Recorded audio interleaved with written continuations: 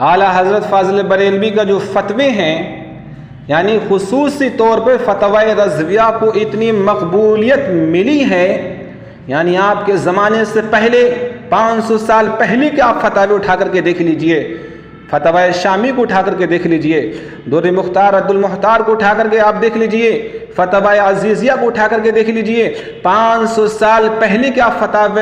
फतावों को उठा करके देख लीजिए, और उनके आपके जाने के बाद जितने भी मुफ्तियान इकराम गुजरे हैं उनके फतावों को उठा करके देख लीजिए, वो चीज़ आपको कहीं नहीं मिलेगी जो चीज़ आपको फतवा रज़विया में मिलेगी। इसीलिए बाज़ उलमा ने लिखा है कि ये जो फतवा रज़विया है ये पूरी उम्मत के लिए हमारे नबी का मौजज़ा है, यानी अल्लाह के रसूल ने एक हमको जो पूरी उम्मत को जो दिया है वो कुरान एक मौजज़े के तौर पे दिया है जो क़यामत तक रहेगा, और दूसरा मौजज़ा जो है अल्लाह के रसूल का वही फतवा रज़विया है। यानी फतवा रज़विया की कुछ ऐसी इबारात हैं जिन इबारात को आज तक कोई मुफक्किर, कोई बहुत बड़ा मुफ्ती, बहुत बड़ा मुदक्किक उनको हल ही नहीं कर पाया। क्यों, कैसे हल कर सकता था? क्योंकि जो उलूम आला हज़रत फ़ाज़िल बरेलवी के पास में थे वो उलूम आज तक किसी के पास में नहीं है।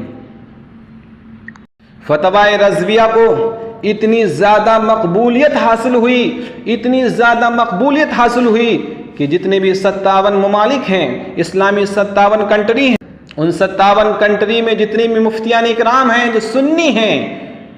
टुन्नी नहीं हैं, जो सुन्नी हैं, उनसे जो कोई अवाम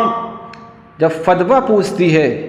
ए मुफ्ती हमसे फतवा चाहिए, हमें फतवा चाहिए, तो सबसे पहले अगर कोई मुफ्ती फतवा देखता है तो सबसे पहले वो फतवा रज़विया को देखता है। अगर कोई मसला फतवा रज़विया में नहीं मिलता है उसके बाद में फतवा मुस्तफ़विया को देखता है, और फतवा मुस्तफ़विया के बाद में जो फतवा देखा जाता है वो बहार शरीयत में मसला देखा जाता है। अगर बहार शरीयत में मिल गया या फतवा रज़विया में मिल गया तो उनके लिए आखिरी सनद हो जाती है। यानी 1400 साल में जितने उस 1400 सालों में जितने भी उलमा गुजरे हैं उन तमाम उलमाए अहले सुन्नत के अक़वाल फतवा रज़विया में मौजूद हैं। यानी फतवा रज़विया में किसी आलिम दीन का कौल नकल हो जाना इस बात की दलील है कि यह आलिम रब्बानी है, आलिम हक़्क़ानी है। इसीलिए फतवा रज़विया में आला हज़रत ने इसके कौल